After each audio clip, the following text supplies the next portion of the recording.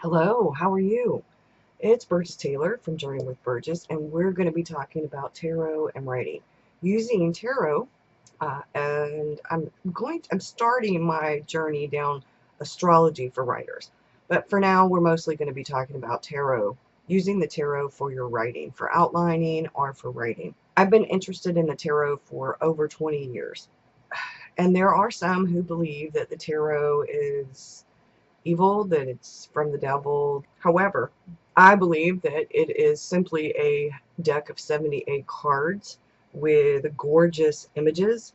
You can use tarot for any variety of things, but tarot cards are a way to tap into or hone into your subconscious, your unconscious, to help your consciousness with the visual imagery, to use your imagination. You can flesh out characters, you can flesh out an outline, a plot.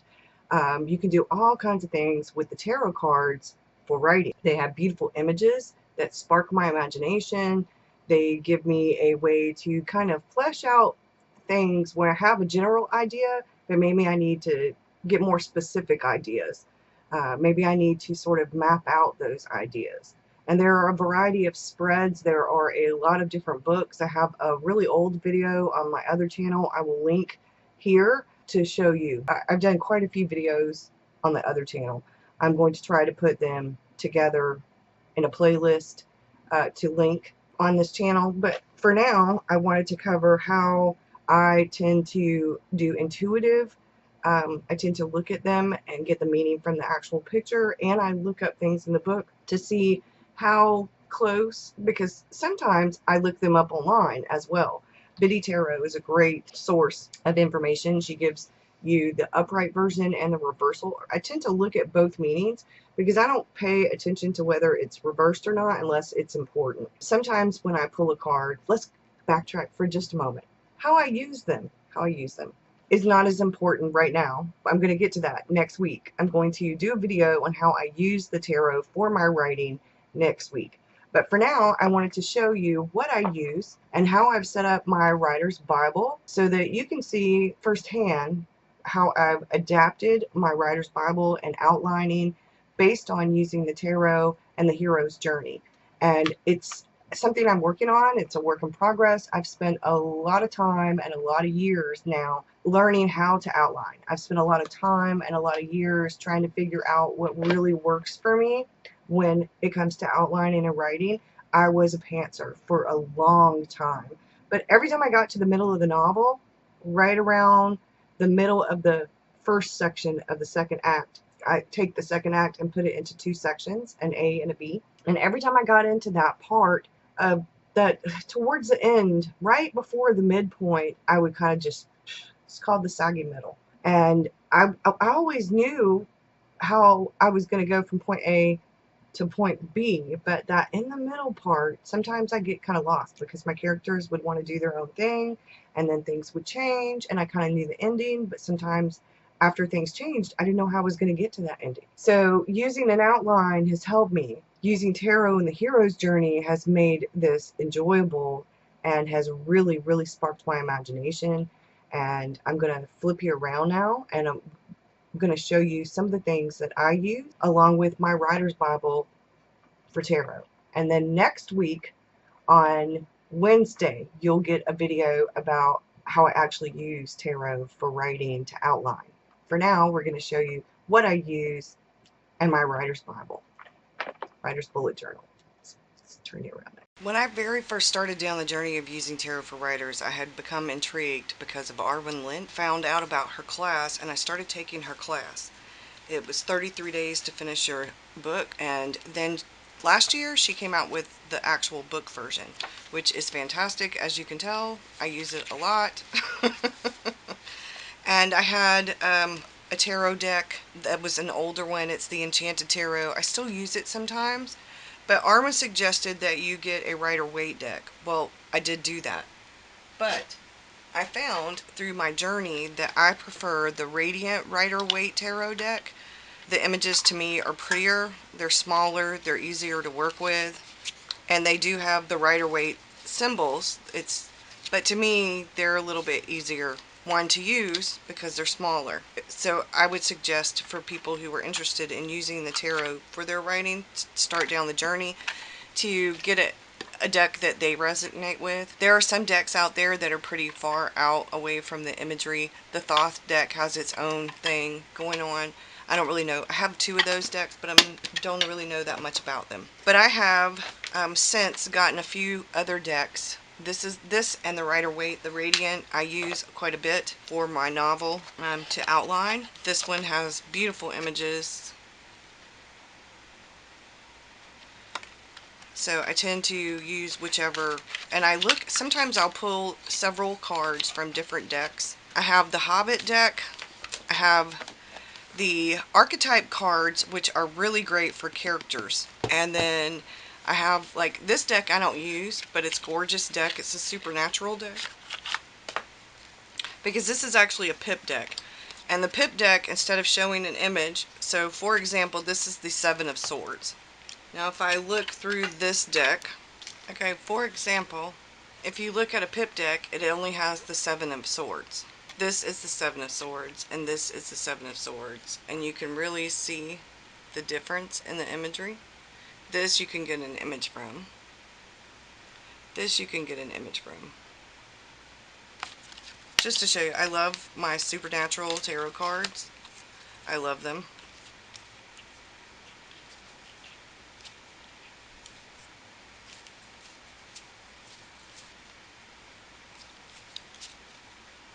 The Chariot. But I don't really use them much. They're a collector's item, and no, for people who've asked before, they're not for sale. He's not making them anymore, and they're not for sale. So I have several other different kinds of tarot cards, and like I said, sometimes I will pull an image. Some of them are darker than others. Some of them are brighter, prettier. It really just depends. The Hobbit is a gorgeous deck. I want the Sherlock Holmes deck. Here we go. There's the Tower. Strength. Six of Wands. Kind of gives you an idea. I like the images on the various ones. I like the Hobbit one too. Sometimes I'll use the Hobbit one. I have a Wizard's Tarot. I have several different ones now. When I first started, I only had 2 tarot decks. But what I've done, basically, is set up my writer's bullet journal so that it makes sense to me, so that while I am editing, writing, outlining, or whatever, I have a place where everything is sort of condensed. I use Scrivener, and a lot of this stuff will end up in Scrivener, but I also do a lot of handwriting. And so I have a notebook for the handwriting. I have some stickers of tarot cards, some tarot card washi tape, a sample that I just got in, and then I printed out in different sizes some of the tarot cards. I need to print another batch. I want the bigger thing. So I have several different things that I use. This and this book right now are my 2 main books that I actually use to help me go through my outline and to help me with spreads and things like that. This is really helpful to me because it actually maps out how to use the hero's journey with the tarot cards, and I follow how she does this, follow right along with how she has the spreads and things like that. I'm going to leave links below so that you can purchase these yourself. I also use this book, and I have the Wizard's Tarot, which is the tarot cards that she has in this, that she uses with this. She has a lot of images from that and a lot of images from the Rider-Waite deck. I have this book, and I've been doing a little bit of reading in it, but I really want to get more into using this this year, toward this NaNoWriMo, and next year, because I want to flesh out my characters more, and I think using their astrology signs will help. So this is another one on my list of things for resources. Now this book is really interesting. Linda Perfect has the Storyteller's Tarot. Every picture tells a story. And this looks like it's a self-published book. She has the tarot and the story, and then she uses different things, major and minor. Tarot teaches a story, and she uses the King Arthur myth, the Arthurian legend, to kind of take you through. It's a lot like the Fool's Journey. I think this is interesting, but I don't use this to help me write. I have used the spread in here, and I've used it to help me learn more about how the tarot can help you tell a story. Arthurian legend and the hero's journey and things like Star Wars and stuff like that, very much the hero's journey. The Fool's Journey is very much the hero's journey in a way. Based on what I have learned that works, really actually works for me, I have revamped my Writer's Bible. And the Writer's Bible, I've had this for a good long time now. This is a Janelli Fish A5 bifold. It has an engraved old school typewriter on the front. Janelle's not doing Traveler's Notebooks right now. She's taking a break. But inside here, I have revamped how I have this set up. I'm writing a series, and the first book in my series, the series for now, I've been calling for a good while the Witchy Business book, the Witchy Business series. And the reason is because I haven't come up with an actual title for the first book. I know what the second book is going to be called. I even have a pretty good idea of what the third book is going to be called, but I don't know the name of the first book yet. I have a Code and Quill little notebook, and I started this back in July. I have a key. I have set up colors. Let's scoot in so you can see a little bit better. Let me move my Snoopy.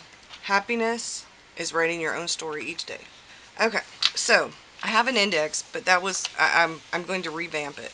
But anyway, right here I have Using Tarot for Writers series, storytelling with the tarot, and I did some artwork. These are my artwork where I drew them and somebody created little stickers for me from them.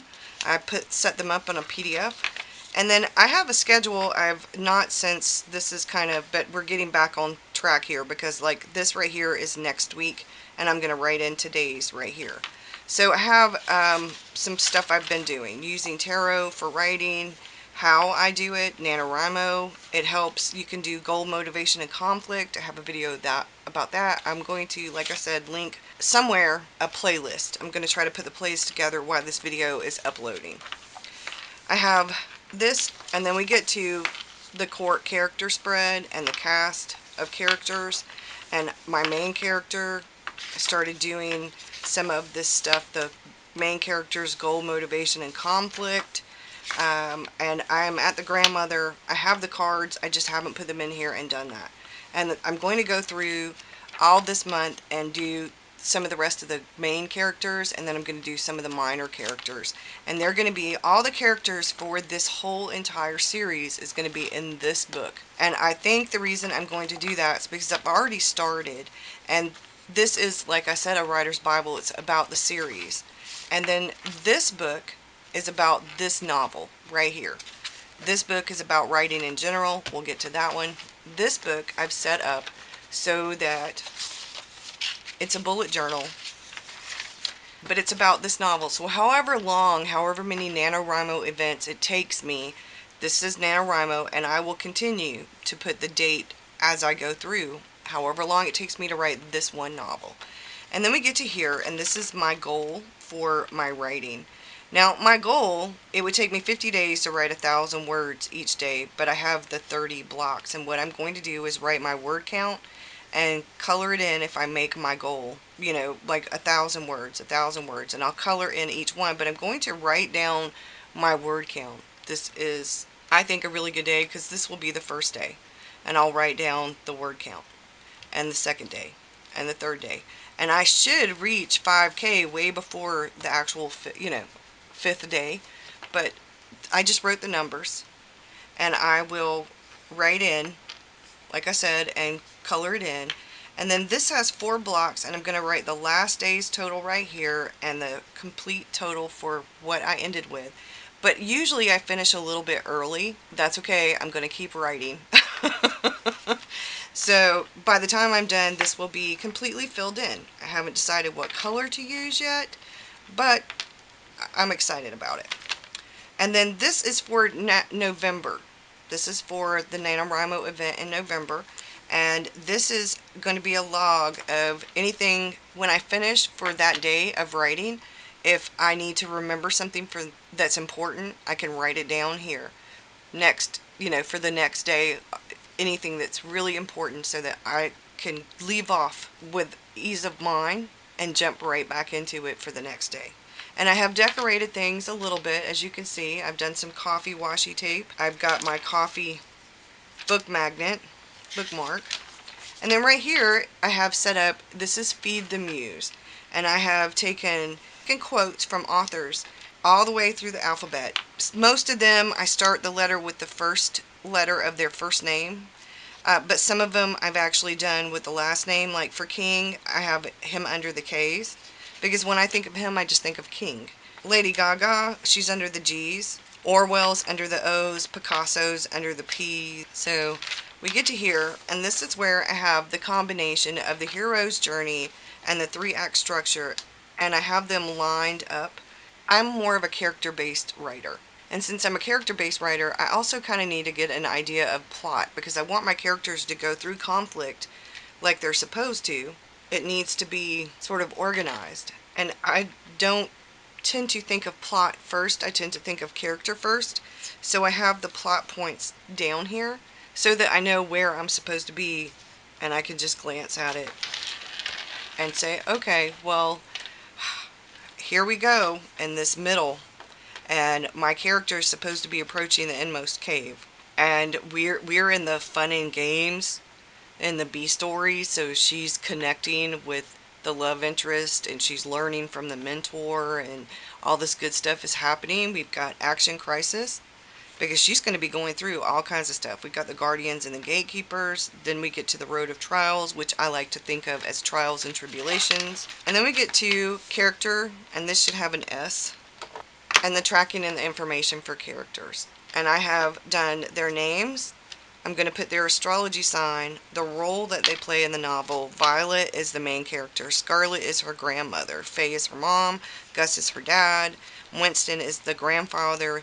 These people are deceased, which is why I have the D by there. The mentor is Miles. But like over here, I have what side of the family. Like this is the uncle, and it's from the mom's side. This is her brother. This is her aunt from her dad's side. The antagonist. And I have one more antagonist I need to list, but this one doesn't have a name. This is the main one. She's working for him.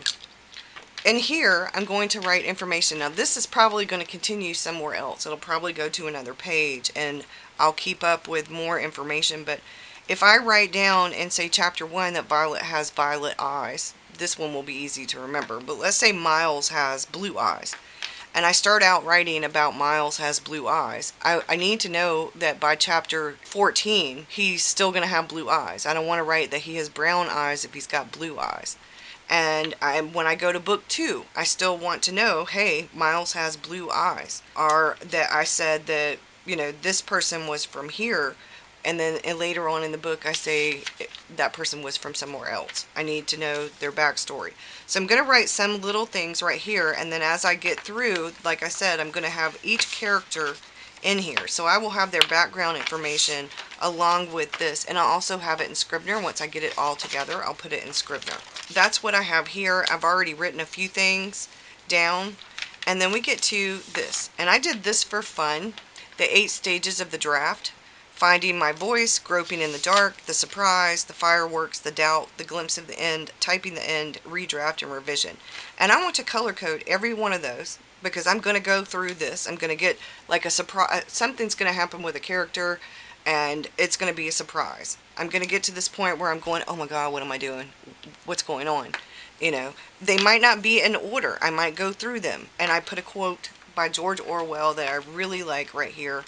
And then this is my novel tracker. And I've kind of listed, if you watched the video before this where I did the more vanilla version of my writer's Bible and the bullet journal for my writing, I wrote these in here so I kind of know what they are. But this is where I have the prologue, and I want the word count. So when I complete Act 1, I'll fill this in. As I complete each chapter, I'll fill it in, and I'll write the word count for each chapter. And then I'll have my total word count right here. Now, I'll do another one of these when I get to the editing stage. And I can write notes over in the margin needs to be edited, or put an asterisk or a star or something, because I know that this is supposed to be 25%, this is supposed to be 25%, and this is supposed to be 50% of the novel, give or take. Now, I don't have to follow the rules exactly, but I do kind of want to be in general where I know where I'm at with the story.